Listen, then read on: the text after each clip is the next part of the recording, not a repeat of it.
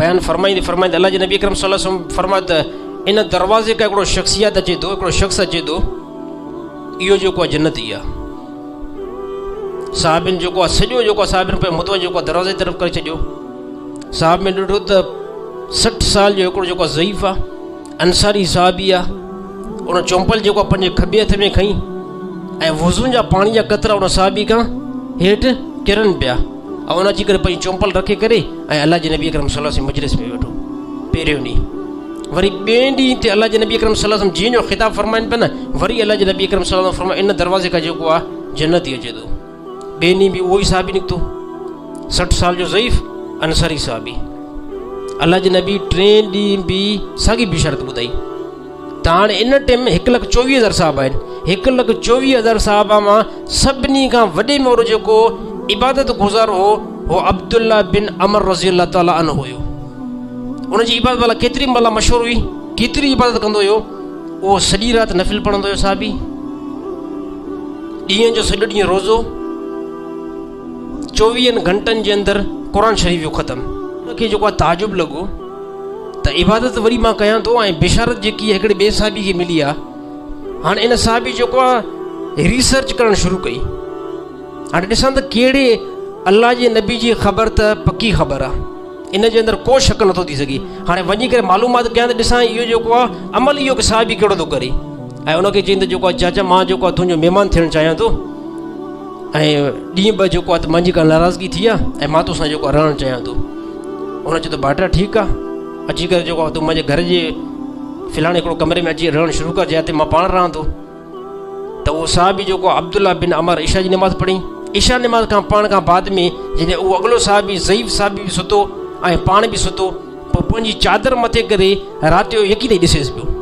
इशा नमाज़ खां बाद एतिरे टाइम ताईं ॾिठे जो फजर जी आज़ान अची वई, इहो साहबी सुतो पियो हुयो।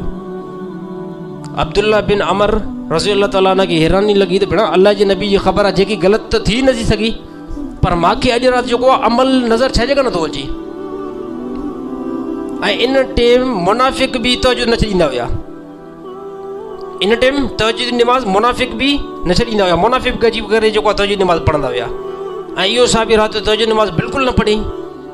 त अब्दुल्ला बिन अमर रज़ी अल्लाह ताला न सोचियो त अॼोकी राति कहिड़ी ख़बर, निंड जो ग़लबो अची वियो, इन करे जेको राति जो नमाज़ में तवजो में न थी सघियो। सुभाणे वारी राति ॾिसां थो, सुभाणे वारी राति बि उहो साहबी जेको आहे 60 साल जो ज़ईफ़ सॼी राति सुम्ही पियो, फजर जी आज़ान ते उथी करे अल्लाह जे नबी पोयां नमाज़ पढ़ी। साहबी खे हैरानगी लॻी, चवंदा हाणे आख़िरी राति 3 राति ॾिसंदो, इन राति अमल कंदो त कंदो, न त पोइ जेको आहे मुंहिंजे ज़हन में ॻाल्हि नथी अचे, मुंहिंजे दिमाग़ में ॻाल्हि नथी अचे।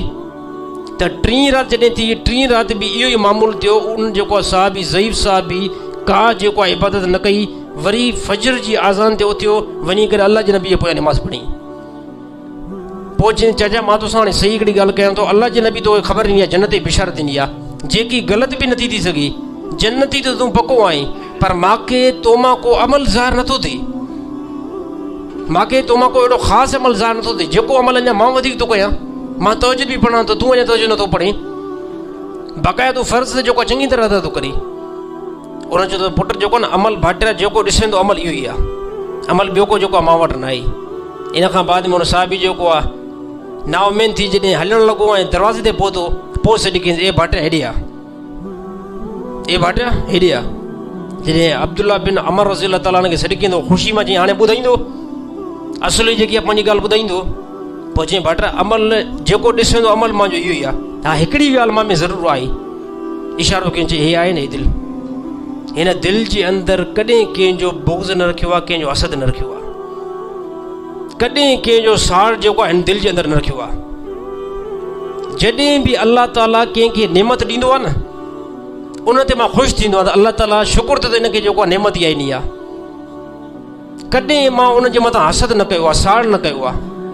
बसि जेकॾहिं नेकी आहे जंहिंजे मथां अल्लाह जे नबी जन्नत जी बिशारत ॾिनी आहे, नेकी आहे त मां इहा ई सम्झां थो। त अब्दुल्ला बिन अमर रज़ी अल्लाह ताला न फरमायो कि अल्लाह जो कसम खणी ॻाल्हि कयां थो, इहा ई तो में सिफ़ात आहे जंहिंजे करे अल्लाह ताला तोखे जन्नत जी बिशारत ॾिनी आहे।